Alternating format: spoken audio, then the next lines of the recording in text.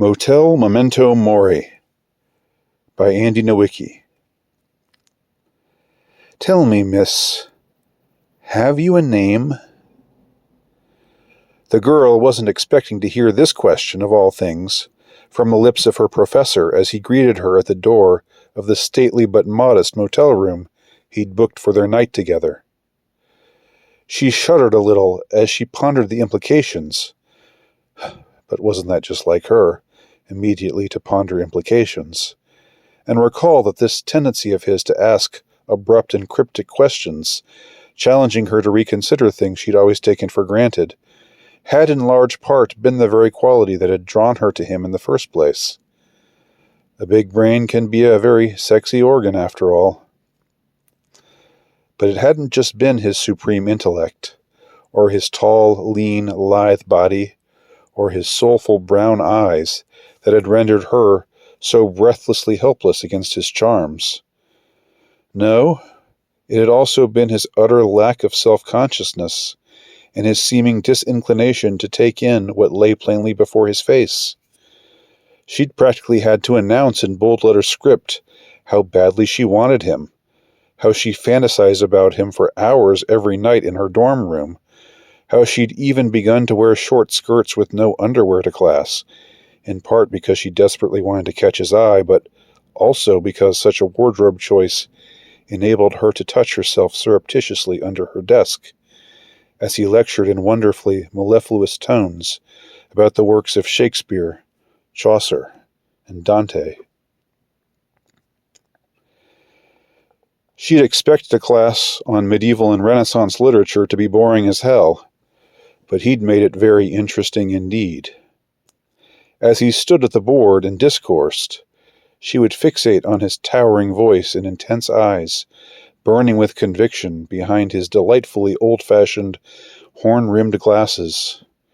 He'd even made her care about such matters as Iago's apparent lack of villainous motivation in Othello, or the buried theological implications of the prologue to the Canterbury Tales.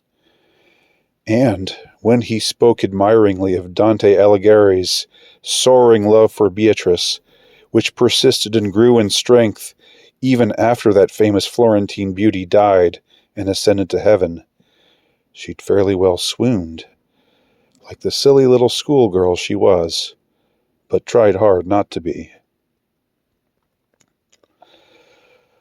But the professor also brought out an aggressive streak in the girl that she found she couldn't restrain or control.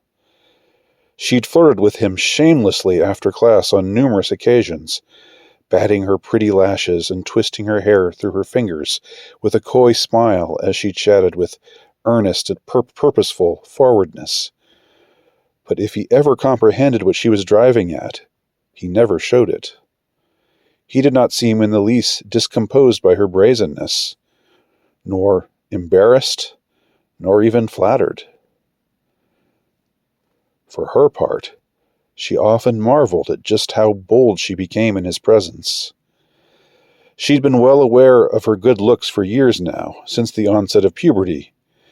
In fact, she'd learned early on that there was no need to come on too strong if she happened to fancy a boy. Sooner or later, but usually sooner, the boy would approach her. The most she'd ever had to do was innocently lock eyes with him a time or two. After that, he'd get the hint, his appetite would be whetted, and everything would run its sweet course from there. This unassuming approach had always suited her well before, but now things were different. This professor was a grown man in his 40s, and thus impervious to the subtle manipulations that work so well on boys her own age. At times it seemed there was almost something sinister to the pull the man exerted on her. Her fervid, never-ending fantasies of him often took a dark turn into an inexplicable terrain of terror and fright. Yet she could never relinquish her ardor for her professor, nor did she ever wish to do so. She had married him in her mind. He would always be hers, for better or for worse. During the break between semesters, she'd suffered horribly upon discovering that he'd only given her a B in the class. Apparently, her open flirtation during the year had had little, if any, effect upon him.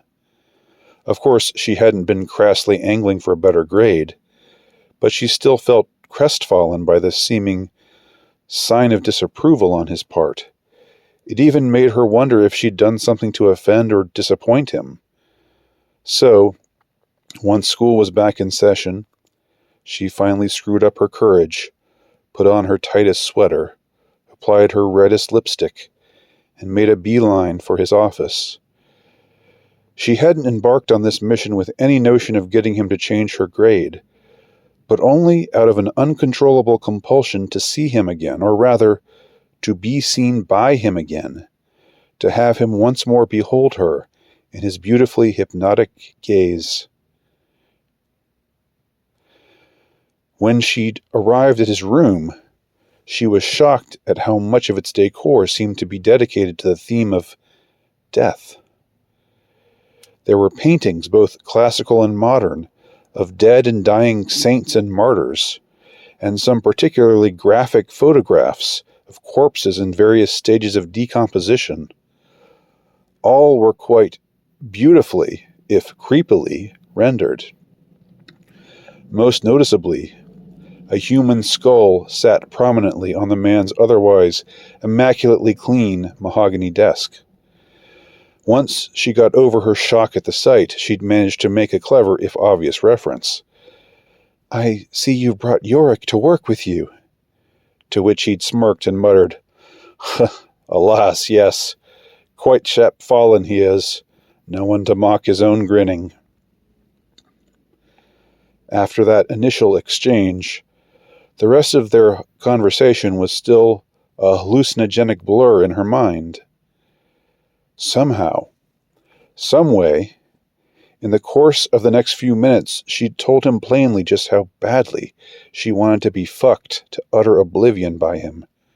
Her mind boggled at how easily she'd expressed such a sentiment directly to his face, there in his office, with the skull on his desk keeping a kind of mute, amused witness to the moment. She didn't recall him saying much, if anything, after this revelation escaped her lips. Instead, he took her in coolly, like an astute physician expertly assessing a patient, deciding what needed to be done to effect a cure. And in some manner or form, in precise words she couldn't recall, or had it in fact been a wordless moment, one which they'd telepathically shared, she'd agreed to meet him at this motel just outside of town, in the room where she now found herself, bewildered by the question with which he'd greeted her. "Tell me, miss, have you a name?" The girl was immediately struck by something in the professor's bearing. He'd assumed a supremely authoritative air, much like he always displayed in class, only now with a seemingly harder edge to his low voice and a certain barbed glint in his dark eyes. He was clad in a white t-shirt, which accentuated a set of surprisingly impressive pecs, and a pair of form-fitting jeans fully revealing the lean and muscular physique she'd only barely glimpsed before. He was indeed in excellent shape for a man of his age, for a man of any age, in fact. He regarded her with a calm, lordly expression of easily assumed command. He was the one in charge, she was the pupil. What precisely he intended to teach her this night, she wasn't sure yet. But she found herself eager to find out, very eager indeed. She shrugged awkwardly in response to his odd query, tried unsuccessfully to stammer out a reply. He cocked his head in indulgent sympathy for her flustered, temporarily tongue-tied state, and told her, "This may help. Close your eyes." She obediently did, then heard him continue. "Now, You see nothing at this moment, but I see you. You stand before me, a girl of around 20, a clever, engaging, intelligent young woman with a shapely figure and a most endearing eagerness to please. I am, of course, drawn to you. What man wouldn't be? Yes, I can discern that you are flattered to hear me say these things. You attempt to hide your gratification, but you can't prevent the light, rosy blush from leaping to your cheeks. And I can see that this discomfits you as well. You are embarrassed by your embarrassment, and even more mortified by the fact that I've noticed it. You are, I gather, unused to being the pursuer. Thus your pride is bruised. You feel thoroughly exposed before me. He touched her gently from behind, on the bare skin of her neck, and she jumped a little in spite of herself. He brought his face to her ear, and spoke in a low whisper now. Open your eyes, my dear. She did, inhaling the minty scent of his aftershave. It carried a faintly rugged kick, one that for some reason made her picture a brooding, shadowy figure from a black and white silent movie. What do you see? He asked her. She hesitated. Go ahead, he encouraged, still softly. She answered, I see a motel room. And where is this room? It's about a mile outside of town, I think, she replied. It's funny, though. I don't really remember how I got here. Look at the wall, he now implored, his long fingers now slowly stroking her slender shoulders. What do you see? There's a mirror, and there's a painting of a pastoral scene, she reported, rather pleasantly bland with dark muted colors. Quite so. Now, examine the window for a moment. You'll note that the thickly draped curtain just above the air conditioning unit has been parted. What can you discern outside? She looked through the window. A parking lot, she replied. Indeed, he exclaimed, sounding thoroughly pleased with her simple observations. The room in which we dwell is like 1,000,000 other motel rooms across the country, nay, across the world. We are about a mile outside of town, or at least we think we are. But we could, in truth, be absolutely anywhere. And that speaks to what I find so invaluable, so absolutely essential about the motel setting. It obliterates our illusions, reminds us of the undeniably transitory nature of the world in which we have been thrust. With that last word, thrust, he tapped her hip 3 times, and she, as if by instinct, knew exactly what he wished. Feeling a delicious little shiver of anticipation, mingled with a no less urgent rush of nervous apprehension, she strode to the room's dresser, placed her hands over the surface of the top shelf, and bent over, arching her back, flexing her knees, and sticking her bottom in the air. He lifted her skirt and fingered her inner thighs. She inhaled ardently at the touch of his smooth, dexterous hand, as his finger crept along the border of her panties, by now grown supremely wet with excitement from her lubed-up crotch. You were given a name at birth, he told her, but that name doesn't reveal who you really are. It is but a feeble effort to stake out a phony identity in this passing realm of naught. But this spare, generic motel room demonstrates the lie of such a ludicrous claim. Your real name is unknown, even to you. You won't learn it until you return to your true country and exit this cheap mirage we call existence. She sensed at that moment, without exactly hearing him speak it, a clear directive that she shed the shell of garments that still hung on her body. Our clothes are like our skin. They deceive. They fasten us to a false reality, he told her, though he hadn't actually spoken the words. She immediately began to unbutton her shirt, fumbling a little, so eager she was to bare herself at his unsaid command. With shaking hands, she unhooked her bra from its front clasp. Meanwhile, his fingers had penetrated beneath the sheer silk of her underwear and were slowly, teasingly tracing the opening of her labia, each stroke provoking little inhalations of longing from her moistened lips.